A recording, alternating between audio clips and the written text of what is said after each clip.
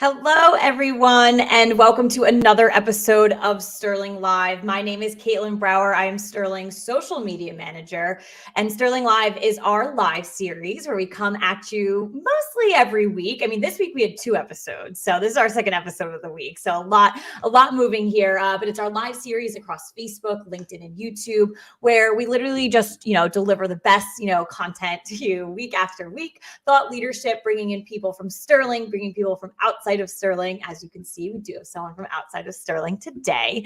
So I'd love to go ahead and get us started and introduce all of you to our guests. As you can see above me, I've got 2 guests with me, and it's going to be an incredible episode. So today we have Tim Stokes, head of sales for Sterling's EMEA region. Tim is no stranger to Sterling Live. He's been here a couple of times, so I'm so happy to have Tim back with us.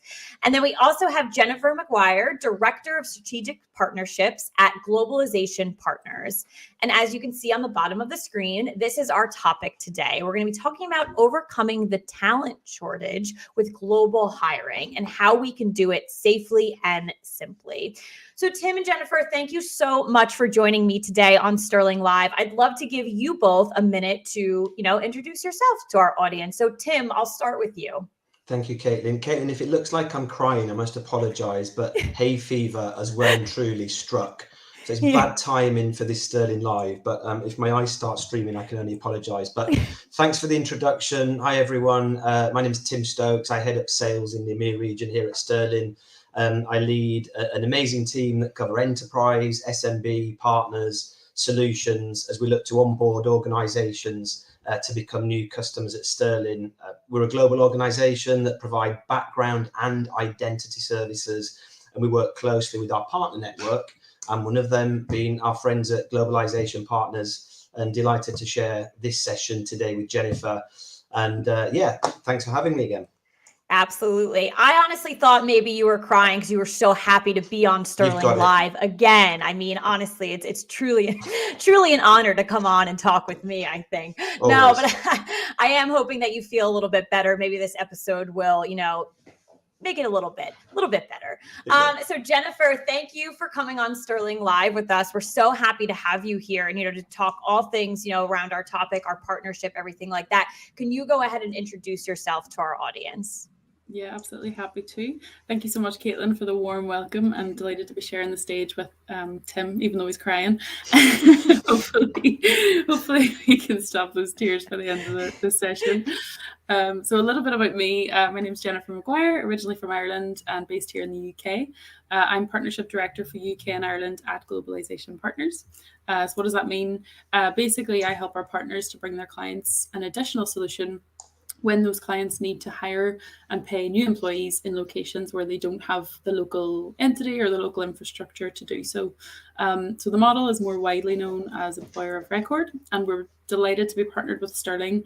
As you can imagine, when we're helping our clients to find and hire global talent, they often haven't met the candidates that they're bringing on board. So Sterling have been fantastic in helping our clients to carry out that initial screening as part of the hiring process, and it's been instrumental in setting our clients up for success as they use our model to enter new markets and scale globally. So yeah, I'm excited to talk to you guys about this topic. It's certainly front of mind for everyone in my network, and yeah, looking forward to getting into it. Absolutely. I'm excited as well. So let's go ahead and get into it. We actually already have a comment on LinkedIn just saying this is a great topic. Looking forward to the session. So thank you. We are looking forward to delivering you guys some great content in regards to this topic. With that in mind, if you are watching live, first and foremost, thank you. But if you're on Facebook, LinkedIn, and YouTube, if you have questions for Tim and Jennifer throughout the episode, you can go ahead and put them in the comment section across each social media platform, and I will get the questions over to these two as I see it fit throughout the episode. So definitely engage with us if you want to, but I have a ton of questions for the two of you. So I'm going to be a little selfish here and go ahead into it. So first question, pretty basic. Tim, I'm going to come to you first. Why did we choose this as the topic for today's Sterling Live episode? It's a good place to start, isn't it? Well, I think, we see a huge number of businesses at the minute that are, being impacted by skill shortages, staffing challenges, I mean, we saw last week, I think the Office for National Statistics confirmed that there's a record sort of 1.3 million vacancies in the UK, which means for the first time ever, we've got more vacancies than we have unemployed people. And you only need to look at companies like Amazon, last week EasyJet, who are giving sizable incentives to staff to attract, this much needed talent. And, it varies between industry sectors. This is a massive challenge for a huge number of employers at the minute. So I cannot think of a better time for us to be having this particular discussion than now. Separate to that record number of job vacancies, we should look at this through the lens of what's happened over the last couple of years, right? So while it was a slowly growing trend for some time, the COVID pandemic really accelerated this emergence of remote working, right, as it becomes a necessity for many businesses. And some businesses are slowly returning to the office. For many, this is the norm is now sort of work from anywhere model or a virtual first model, which we have here at Sterling, and that's in place for good. So those organizations have adapted to this remote working approach and have found that teams are able to communicate and operate effectively from anywhere. And it's positioned them very well for taking advantage of the opportunities of going global. But as it stands, TA teams are fishing for talent in these same small ponds as their hiring competition. Everybody's fighting for the same people. And there's this huge opportunity to dip into, I guess, an untapped talent pool and relax more traditional sources, which absolutely means, going global where feasible. So it seems as if we're seeing, some challenges for businesses, and it seems a little bit tough right now. So Jennifer, I have a question for you. Is the shortage that we're seeing real, or is the reality that it's actually a perceived shortage and that there are some clear routes to overcome it? Yeah, so thank you for coming to me with this question. I think there are two sides to this answer, and it's such a it really depends on a lot of different things, such as industry, location, things like this. But maybe to start with quite a staggering statistic. A recent survey by Manpower Group found that 54% of companies are reporting talent shortages, and that's almost double what it was a decade ago. So, Tim alluded to this as well. Recent years have dramatically changed people's view of their jobs, that people are re-examining their priorities. Employees are seeking new ways in which they can thrive beyond work. And, some people went through a complete career change. So I think as a result of the big quit, at a local level, certainly there definitely are clear talent shortages where there's skill gaps and demand is stripping supply across certain industries and locations, especially, for retail, manufacturing, where you have to be physically on site to work. But conversely, I think for knowledge workers, which really are the key, customer base for us, it's possible for them to work remotely. And for some reason, some employers are still very location focused. And I honestly think these are the companies that will struggle to fill these key skilled roles. However, the employers that we're working with that are willing to open the aperture and look for the best talent, no matter where it may reside, these are the companies that are thriving. And this is actually becoming a competitive advantage for our clients, because they're able to find the most, talented people, no matter where they are. And so with that in mind, I would actually say that the talent shortage is a bit of a myth, especially for these sort of skilled knowledge workers that we're talking about. So I think when you look at it through this lens, I think there isn't a talent shortage. There's amazing talent all over the world. So if you look at it globally, you should be fine as a business, and looking beyond borders allows you and your business to have this competitive edge and allow your brand to grow. So I would say it's yes and no, but it does depend. If your work needs to be done at a physical location, then yes, it's undoubtable that there is a shortage in those sectors. I'd agree, Jennifer. I definitely agree, but I would emphasize the caveat that while many businesses are likely to benefit from hiring globally, and we'll go on to discuss, I'm sure, the why and the how of that later, there are some roles that simply can't be filled that way. And for those organizations that are able to do so, it does present a real opportunity to be able to sort of expand that talent pool and go globally. We're seeing some of our clients becoming somewhat more relaxed when it comes to opening up cross-border hiring. But companies simply have to do their due diligence, avoid those common pitfalls, and be mindful when it comes to global compliance, right? Making sure that, you know, local labour laws are followed, and creating a workplace that's inclusive and allowing employees from different parts of the globe to embrace and be engaged within the company culture and company values. So yeah, I think some will still continue to hire from a more local pool, but this, I think, when opening up cross-border, I think companies just need to be mindful of probably some risks as well, really. Absolutely. And I actually had mentioned this on our episode on Monday of Sterling Live, of an episode we had a couple months back of we had an HR, professional consultant on, she discussed with us with working with organizations with coming to a remote format. You can't just hire anyone anywhere. Tim, it's what you just said, looking at regulations, looking at compliance, and making sure that everything that you have in your entire hiring process is still following everything that you need to. So, what I'm getting from the two of you is very important, that, it might be easy for some organizations to open up and look at a global scale. But even if you can't do that, all organizations right now need to get a little creative, I think, in the hiring process when looking for top talent. So clearly we have established that this is a hot topic and it is an important topic. And there's clearly a potential for opportunity for businesses to look at expanding their talent pools beyond the local markets. But Tim, you just brought up those risks. What exactly are the risks and how can we overcome them? Yeah, I mean, there's a lot to consider, an awful lot to consider, from the complexity about, how you actually post a job, through to the challenges interviewing candidates, right through to onboarding and getting your new hire into the job on day one. And you need to be conscious of each of the different points, along that journey. But admittedly, many of us have got used to the logistics of remote hiring in recent years, and doing so with candidates in another country does add a different dynamic to it. But when we think of global mobility, talent mobility, we need to think about global compliance, right? Local labor, what are the local labor laws in those specific countries that you might be hiring from or hiring into? What about managing recruitment immigration risks? We're aware of penalties for hiring illegal workers and failing to comply. That's a hot topic at the minute, as you know, Caitlin, in regards to the changes with digital identity and right to work and the UK government trust framework. And then you could say, how do we onboard globally, taking into account cultural differences? That's a crucial one. And finally, confidentiality.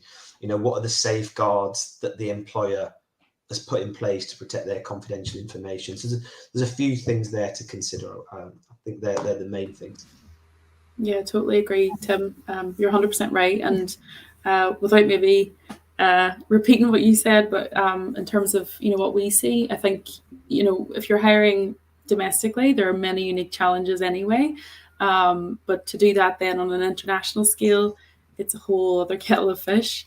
So I think the first key obstacle for companies is really to understand what you don't know. So, Tim alluded to some of these things, the HR, the tax, and the legal and compliance matters of hiring in new countries. Companies often don't have the resources or, expertise internally to look after the different jurisdictions, and this can be a blocker for companies. I think, maybe let's just say that you've got that tidied away. You have a legal and a tax advisor, and that that's something that's that you can do as a company. I think next it's important to think about the cost of international talent. Some people might think let's just say we're a great UK tech company and we found an amazing software engineer in Brazil. We might save some money hiring this person because the cost of salary is a bit lower. Typically, it's not as easy as it sounds. You really need to understand the cost of employing somebody in a new country, because things like, for example, in the UK, we have things like national insurance. That's what we would call the social charges or the employer burden. And in some countries, that can be anywhere between 50 to 70% on top of the cost of the salary. So even though it might be a lower cost jurisdiction, the actual benefits package that you statutorily have to provide to employees could actually increase the cost of hiring there. So I think that's something that you really need to think about. Just I've written down some examples here. For example, in Paraguay, it's 67% on top of the salary, or Brazil, 56%. These are estimates roughly. But that just gives you a sense of how expensive it can be in certain places. So just do your homework in terms of the financial side of it. But there are plenty of countries where it's very, very viable, and you can find some amazing people. And I think once you've done your maths and you've realized that it makes sense financially, I'd say your last bit, and again, Tim, this alludes to what you mentioned, understand international hiring, understand the local market practices and competitor activity in your new markets. Candidate preferences are forever evolving, and they're different in different countries. So I think all of these are key obstacles in accessing new talent in new locations. And this is where we can come in. Globalization Partners platform has helped thousands of clients to overcome those obstacles, and providing sort of companies, small and large, with that competitive advantage in accessing great talent. I think what we're sort of saying here, right, is hiring globally can solve a problem, and it will solve a problem, but it can present complexity in the same way that actually background screening can solve a problem while presenting complexity. And the solution to both those, as you just said there, Jennifer, it can be to outsource or use partners or external experts to mitigate risk and to lean on that expertise to avoid some of those compliance hurdles that we've mentioned. When it comes to the world that we live in, background screening, understanding what checks are legally permissible in hundreds of different countries around the world, that can be difficult. Especially if you're doing that in-house. Again, the cost to your business of getting it wrong can be huge. So the risks are significant, and employers do manage to navigate these complexities. They might find that turnaround times can be really significant as well, and speed is of the essence at the minute, isn't it? Getting people into positions quickly is crucial. But outsourcing to a third party specialist could provide that comfort and that peace of mind. And then if we look at things from a different angle, there's the question of how you get to know a candidate when they're not only remote, but from a country or culture that you aren't familiar with. Mm-hmm. So I think it's important during onboarding to focus on integrating your remote worker into your company culture. And we've all been faced with the challenges of that over the past 2 years. It may not sound like a risk as such, but if you fail to ensure your new employee feels a genuine part of your business and understands the company culture, they're more likely to leave. So I think embracing them and engaging them in your culture as soon as possible is crucial. Absolutely. And I'm so happy that the two of you did bring up the aspects of Sterling and Globalization Partners, because the key takeaway for me from that discussion between the two of you is that it seems like this could be a burden on an organization, but it does not have to be. Going and getting external expertise is actually probably something that will be in favor for your organization to make sure that you are addressing any potential risks when hiring globally. Understanding financials, that might be something that your organization is not an expert at, to understand what does it take to hire someone here versus over here, a group of people here, maybe just one person in this area. So very, very important. Sterling actually does have a white paper, and you'll see it on our LinkedIn channel. It's just in the comment section on this live stream. So thank you to Sterling's Ed Martin for putting it in. It's called Practical Considerations to Outsourcing a Background Screening Program. So giving you the ideas as to why outsourcing is a good idea from any type of expertise level. So thank you for that. And just calling out a couple of other people on LinkedIn as well. A lot of people are really excited about this topic. People are just saying that they're joining. Thank you guys for joining us, obviously. And again, really good points from the two of you, a comment had just said. So thank you guys for that. So let's start looking at, talent acquisition, at a higher level. So Jennifer, I'm going to come to you first for this question.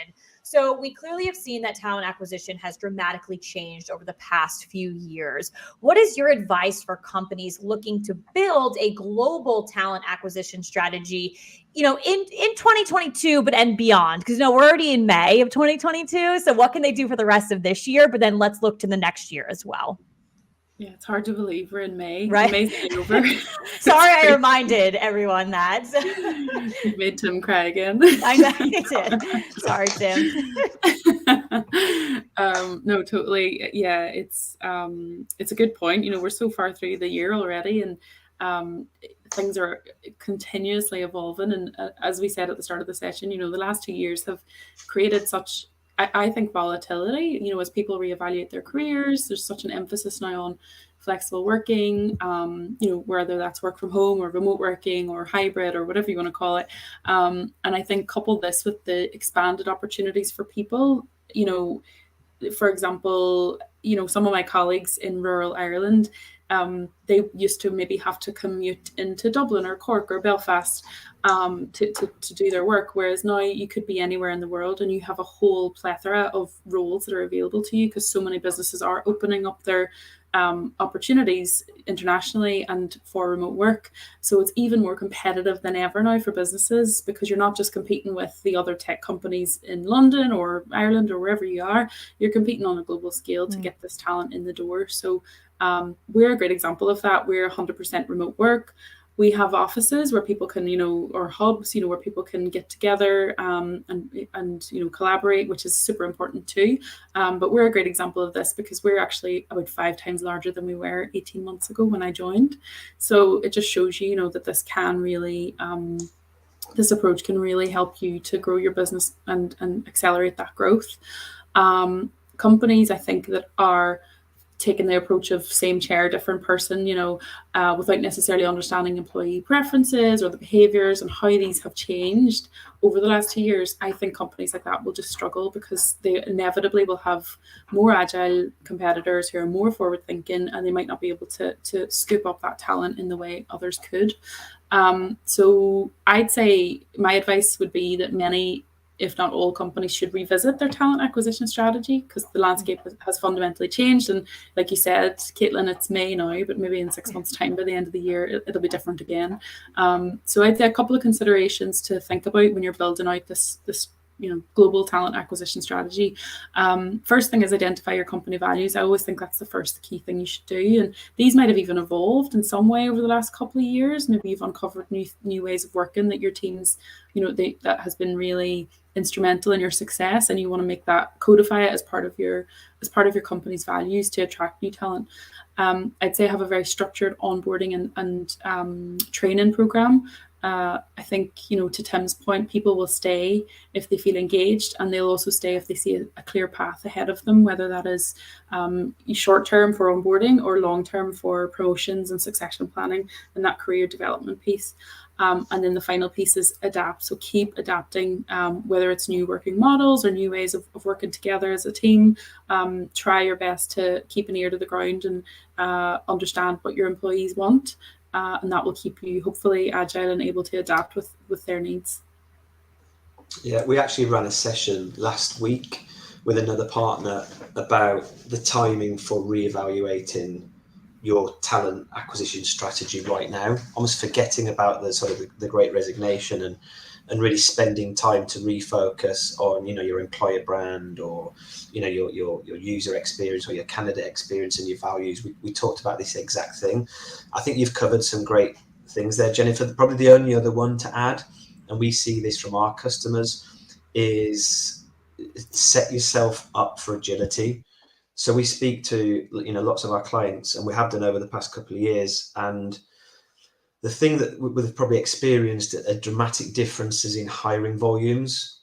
So there's peaks and troughs. So it may be that in one region, you know, you may have a greater pool of talent for certain disciplines than others, and that demand may switch from one area to another. Or it may be that hiring volumes, you know, drop 1 minute and then it sees a surge in demand the next time. So I think if you set up for agility, it's going to help with those changes that you're sort of poised and you're ready to go. And I think with the right tools, the right processes in place, you can adapt as needed depending on how your volumes change. Absolutely. So we touched on this a little bit already, you know, looking at the risk, potential errors that organizations can make. Jennifer, I know you had mentioned the whole idea around, actually financing a new employee, around the globe and how that can change. I do want to touch upon again, though, some risks, some mistakes, just to make sure that our followers, that everyone watching right now, truly understands, what they should be avoiding. So Jennifer, when a company expands into a new country, there's clearly a lot of areas, for potential mistakes. In your experience, what are the most common mistakes that companies are making when hiring internationally? Yeah, no, that's a great question. And it's nice to be able to sort of name some of the maybe do's and don'ts. And we do hear plenty of horror stories. So recruiting and employing people internationally can be super complex. And I think if you're doing it on your own for the first time, I'd say some key things to look out for. First thing is attracting the right person for the job. So, the job advertisement strategies that you use in your home country, whether that's the US or the UK or wherever you may be, they might not reach the same broad audience as they in a new location as they do in your home location, might not be quite as effective. Job seekers in a new country might be more accustomed to learning about open roles through their social network or specific websites. I actually learned this firsthand recently when I was presenting to a group of recruiters, all from different countries, and each one mentioned a different platform that I'd not heard of that was specific to their country. And so I think as a business, if you are looking in a new location, I think you want to find out where the best candidates are online. Where do you need to be to catch their eye? And I think you'll also want to work closely with local contacts to determine which advertising and recruitment strategies are likely to yield the most qualified candidates for the roles that you're trying to fill. I think secondly, navigating challenges around compliant remote work. So it's really important to have a policy in place. So, employees know what's expected of them. What is the definition of remote work? Is it work from anywhere? Is it work from home? Can your employees work outside of their country of residence? So, we've just seen Airbnb announced a work from anywhere policy, and they are allowing employees to work from, I think it's up to 70 different countries for up to 90 days at a time. And, just understanding, they've done a really good job of setting the expectations around how that works and how to be compliant when doing so.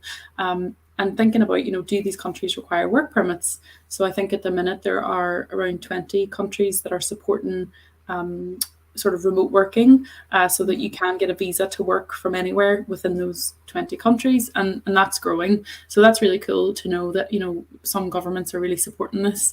I'd also say thinking about working hours, if employees want to work from somewhere else, maybe in a different time zone, just make sure that that's clear in terms of if it's flexible or they need to be online by a certain time. I think one thing that we are we see a lot is the challenge associated with entity setup. So if you are going into a new location, the first thing people think about is, okay, let's set up a branch office or a subsidiary. This can be so time consuming. Just for us, we cover 187 countries and just recently launched our Nigerian entity, which took 4 years. Our Greek entity, I think, took nearly 2 years. So it can take a really long time. And we're really fast. So we're really good at what we do. You know what I mean? That's saying something. So yeah. In some locations, it could be the bank account as well that takes a long time. Just recently I was at a conference with accountants and they mentioned, Germany and Austria, it's quite difficult to go through the anti-money laundering process. So to actually get a bank account. So things like entity setup, bank account, it can take a long time and it can drain a lot of resource in terms of, internally or even looking after external accountants and tax advisors.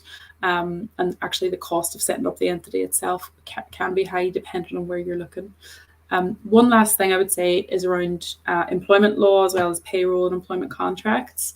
Again, different in every country, whether that comes to hiring, firing, benefits, what's statutory and what's customary. In the UK, for example, statutorily, you have to pay your national insurance or a certain amount of holiday days. But, in terms of what's customary, most employers offer additional holiday days, maybe some private healthcare, maybe stocks and shares. Some tech companies offer access to, wellness platforms like Headspace or Calm. So just understanding these things as well, not just what's mandatory, but what's sort of customary or expected these are some of the key things I would point out when you're looking at new locations. A lot to look out for. Yeah. So, again, it is not no, that's good. It's really good information for our audience, to see and to understand, because while we are in May of 2022, some organizations might have not touched on the global aspect of things, and maybe it's something they're going to go to in 2023 or the end of 2022. So it's really good to point out all of these factors. Tim, I want to grab your thoughts, but real quick, there is another great resource from Globalization Partners on LinkedIn in the chat. So thank you, Joanne, for putting it in. It's a playbook. It's a global growth playbook, how to build and scale a successful remote first company. So if you are watching now on LinkedIn, or even if you're on Facebook or YouTube, head over to LinkedIn. Another resource there from Globalization Partners. So Tim, back to you. Would love to hear, your thoughts on this question.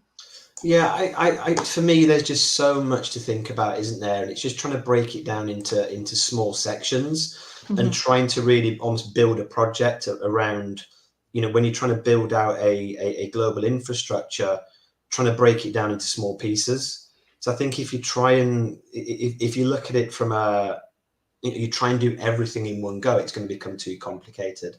So I think you've got to look at it from, right, what is the project? When do we want to start? Let's break it down into small sections. Let's think about HR. Let's think about financing. Let's think about candidates. Let's think about onboarding. Let's think about culture.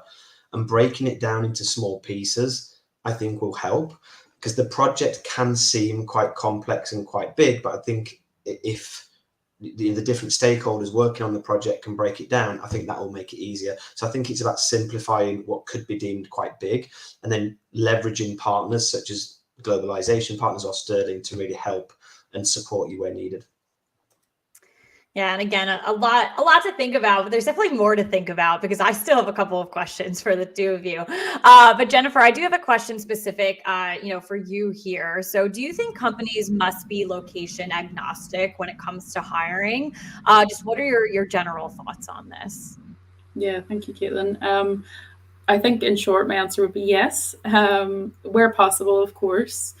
I think the benefits are endless, access to talent, increase in diversity. We all know there's so much research out there that shows, more diverse teams to be more productive. More diverse teams actually create more profitable businesses. You can span different time zones, so you can actually be kind of more responsive and effective as a business. So there's lots and lots of different benefits, I think, of doing this. And again, just to think about the Airbnb example, they've just said last month that they're doing this work from anywhere policy. And one of the quotes that I thought was really good that they said in the article was, "The best people live everywhere." And I just think that's such a great way of looking at it. I think if you want to retain people and grow your businesses, it's a no-brainer. So I guess in terms of like what approach you would take and how we do it, we like to keep it very simple. Kind of go back to what Tim said. Ask your customer to define the ideal candidate profile. What does this person look like? What are the key skills? And then we can basically help that company to compliantly employ the right individual wherever they're located. So certainly I think there are some key talent hubs, but often, our customers are looking at a specific time zone, maybe some specific languages. But once we've kind of narrowed down those criteria, it's really easy for us to use our sort of back-end recruitment expertise and the global employment platform to basically look after the rest of it for our clients. Absolutely. So one final question for the two of you. And again, it really wraps up this entire conversation and focuses on the importance of partnerships.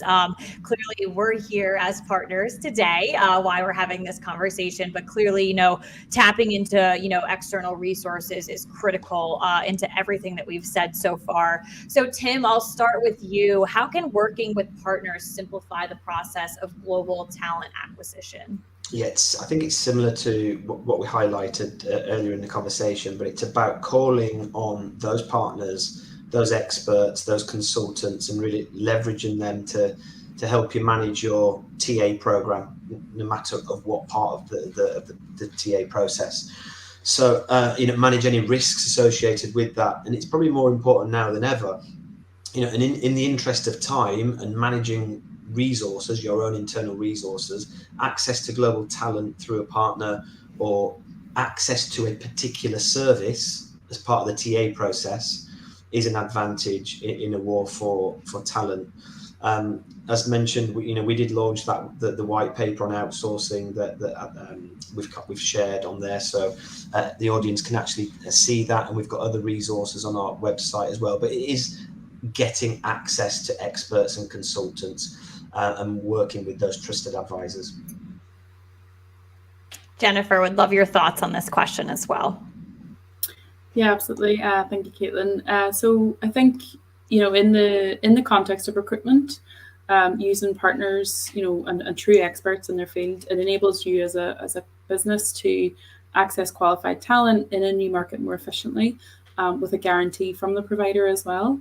I think it allows companies to access their technology also, as I noted that, different countries use different platforms to access new talent pools, and also using a partner's market reputation in a new location to help launch your employer brand there. I also think using a partner really reduces cost and reduces the timeline. As Tim mentioned, it can take a long time to find great people and go through that process. So using a recruitment partner, they have the expertise, the focus, the candidate pool, the network, and often I think it typically makes for a much better candidate experience as well. So one final plug from me, I think technologies such as GP Recruit by Globalization Partners enables our clients to quickly identify and hire team members in key locations.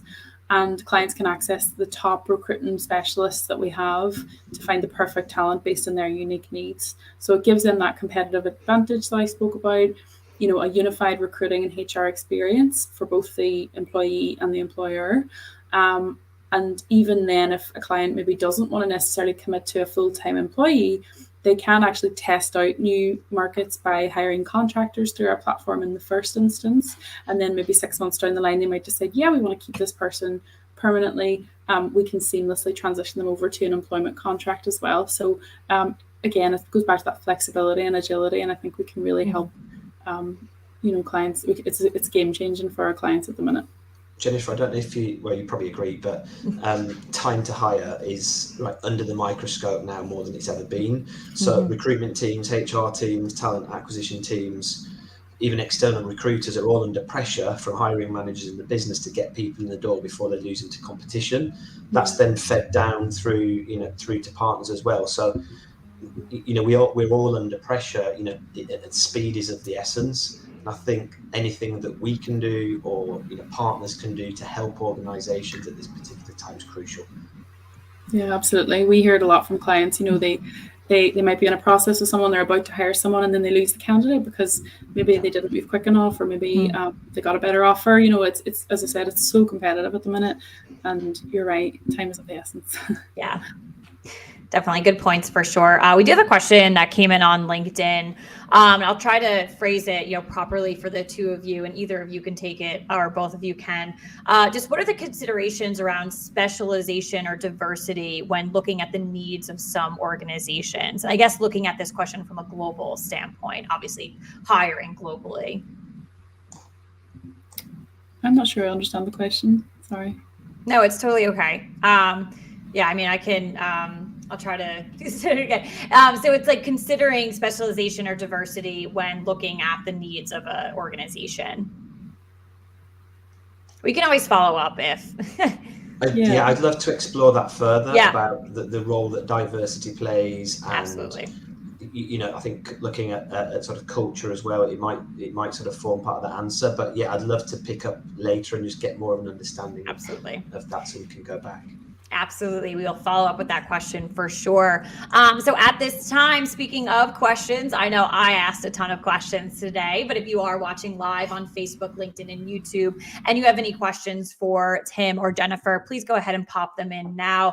As we wait for any final questions coming in from our live audience, I'd love to get final thoughts from the two of you. We had a great discussion today, so I want to make sure we're wrapping up with even better insights. So Jennifer, I'll start with you on final thoughts from today's conversation.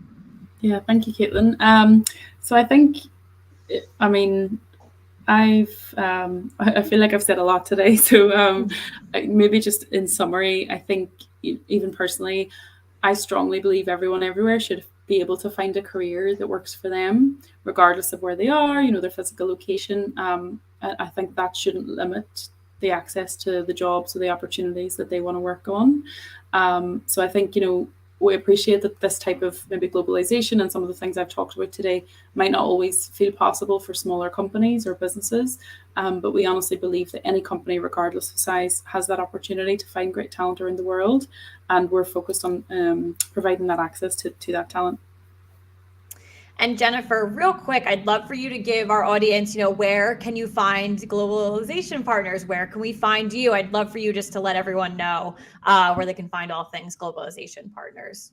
Yeah, absolutely. I mean, probably the easiest way is to connect with me on LinkedIn. So Jennifer McGuire, Globalization Partners. And, I'd love to talk to you about how we can support or answer any questions that might have come up. All right. Well, thank you for that. Tim, final thoughts from you.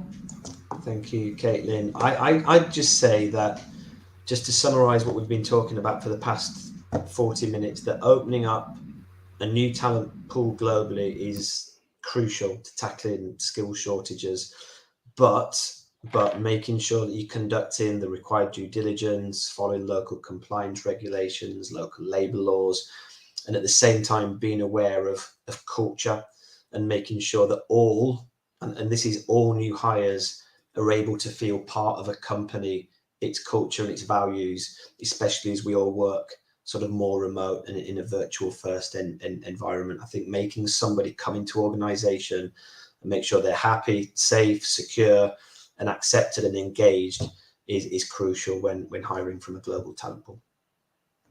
And Tim, where can people find all things Sterling, all things Tim? Let our audience know.